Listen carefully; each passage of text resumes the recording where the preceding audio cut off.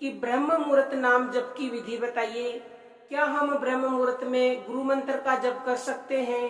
क्या हमें नहाने धोने की आवश्यकता है? सबसे पहली बात तो आप ये समझ लीजिए कि ब्रह्म मुहूर्त का समय कब होता है।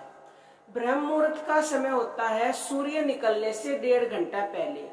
अब थोड़ा बहुत आगे पीछे टाइमिंग हो जाती है, क्यों? क्योंकि सूर्य उदय का टाइम गर्मी सर्दी के हिसाब से अलग अलग हो जाता है। लेकिन ब्रह्म मुहूर्त शुरू होता है 3 बजे से। किसी को ज्यादा लाभ चाहिए तो 3 के बाद वो कभी भी उठ सकता है, अन्यथा आप ऐसा करें कि 4 बजे तो पक्का ही उठ जाएं, ठीक है। 4 बजे उठ के फिर आप जितनी देर नाम जप करना चाहते हैं उतनी देर नाम जप करें। और एक बहुत ही बड़ा प्रश्न ये है कि क्या ब्रह्म मुहूर्त में नाम जप करके हम सो सकते हैं? तो देखो, सोने को तो बहुत से मनुष्य सो जाते हैं, तो उसमें फिर जो आपको लाभ मिलना होता है ना, वो कम हो जाता है। अगर आपको सोना ही है तो सूर्य जब तक ना निकले, यानी कि ब्रह्म मुहूर्त जब तक समाप्त ना हो तब तक ना सोएं। और अगर आपका कोई इम्पोर्टेंट काम है तो उस दिन तो बिल्कुल आपको वो काम जब तक ना हो ले जब तक सोना ही नहीं है। ब्रह्म मुहूर्त में उठ करके नाम जप करना है। और जो भी आपका महत्वपूर्ण कार्य है, जब तक वो कार्य ना हो जाए, मान लो किसी का एग्जाम है तो ब्रह्म मुहूर्त में उठे, नाम जप करें, उसके ऊपर अर्पण करें और तब तक ना सोए जब तक आपका एग्जाम ना हो जाए।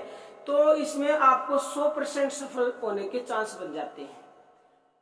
अब दूसरा प्रश्न ये आता है कि क्या ब्रह्म मुहूर्त में उठ करके नहाना धोना चाहिए, यानी नहा धो करके नाम जप करना चाहिए? तो प्यारे भक्तों, ब्रह्म मुहूर्त में नहीं, किसी भी समय अगर आप भगवान का नाम जप करते हो तो नहाने धोने की आपको जरूरत नहीं है। अब आप ये कहेंगे, ये आप क्या बोल रही हैं, नहाने धोने की जरूरत नहीं है? हाँ प्यारे भक्तों, हमारे शास्त्रों में ये लिखा हुआ है कि भगवान का नाम अशुद्ध को शुद्ध करता है, अपवित्र को पवित्र करता है। और हमारे अंदर तो अनेक प्रकार की अपवित्रता है, अशुद्धता है, तो हमारे अंदर तो वो है ही परमपिता परमेश्वर। तो हम मन के द्वारा तो उसका निश्चित ही निश्चित बिना नहाए धोए नाम जप कर सकते हैं, या प्राणों के द्वारा। कोई ज्यादा ही अगर मानता है तो वाणी के द्वारा ना करें।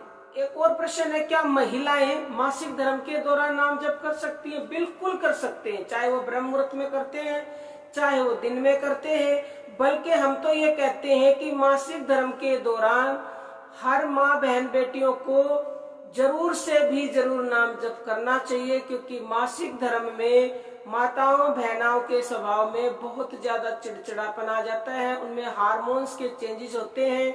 तो अगर वो नाम जप करेंगे तो उनके अंदर मतलब शांति उत्पन्न होगी, उनका चिड़चिड़ापन दूर होगा, भगवान से जुड़ेगा, शांति मिलेगी और उनके जो हार्मोन्स में बदलाव होते हैं वो भी बहुत ही कम होंगे, ना के बराबर। तो ये भी प्रश्न क्लियर हो गया।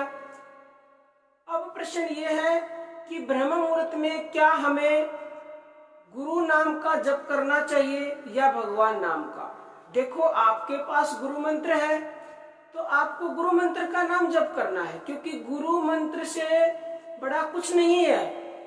ये भगवान का नाम ही एक तरह से गुरु मंत्र है।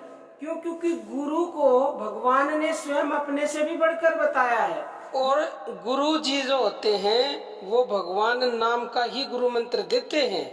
और जो शास्त्रों के द्वारा मंत्र बताया गया है वो सोहंग मंत्र ही होता है। तो आप गुरु मंत्र के ऊपर पूर्ण विश्वास रखें, पूर्ण। ये दोहा आपने सुना होगा कि गुरु गोविंद दो खड़े काके लागू पाए, बलिहारी में गुरु की जो गोविंद दिए मिलाए। यानी कि गुरु और गोविंद दोनों अगर आपके सामने खड़े हैं तो सबसे पहले प्यारे भक्तों गुरु के चरणों में लगना चाहिए, गुरु के चरण छूने चाहिए। क्योंकि अगर गुरु जी नहीं होते तो भगवान से यानी गोविंद से आपको मिलने का रास्ता कौन बताता? तो आपको गुरु मंत्र के ऊपर पूर्ण विश्वास करके मंत्र का जप करना है। जिसने भी गुरु मंत्र नहीं ले रखा वो जिस भी भगवान के नाम पर विश्वास करते हैं, जिस भगवान को मानते हैं, उसी के नाम का जप कीजिए। अब आप किस अवस्था में हैं, यानी कि आप मानसिक करते हैं या प्राण जप करते हैं या ध्यान करते हैं, उसी हिसाब से आप 4 बजे उठें, उठ करके मुंह धोएं, थोड़ा सा वार्म अप हो जाएं, क्योंकि आपको नींद नहीं आएगी, इसलिए थोड़ा सा स्ट्रेचिंग कर ले अपने आप को। फिर बिल्कुल देखो सीधा बैठना है। सीधा बैठ के जो हमारी रीढ़ की हड्डी होती है उसको बिल्कुल स्ट्रेट रखना है, क्योंकि जैसे ही हमारी रीढ़ की हड्डी सीधी होती है तो हमारी सुषुम्ना नाड़ी चालू हो जाती है। और ये बहुत ही ज्यादा महत्वपूर्ण है, क्योंकि जब हम सीधा बैठते हैं तो हमारा नाम जब शुरू हो जाता है सुषुम्ना नाड़ी के चलते ही, तो आपको ज्यादा बेनिफिट मिलता है। और ज्ञान मुद्रा में बैठना है। ये देखो अंगूठा और ये उंगली, इसको कई लोग बिल्कुल ऐसे टच करते हैं, ऐसे इसको थोड़ा सा प्रेस करके रखना है। और ये वाली उंगलियां बिल्कुल स्ट्रेट होनी चाहिए, बिल्कुल। और अपने ऐसे इसको हथेलियों को करके सीधी बिल्कुल उंगलियां, और अपने घुटनों पे बिल्कुल सीधा करके बैठना, बिल्कुल स्ट्रेट। और फिर आपको जिस भी भगवान को मानते हैं या खाली प्राण जप करते हैं तो श्वासों का ध्यान करें, अन्यथा आप राम कृष्ण शिव जिसको भी मानते हैं श्वासों के साथ उसको जोड़ करके जप करें, या अपने गुरु मंत्र का जप करें, वो निर्भर आप पर है।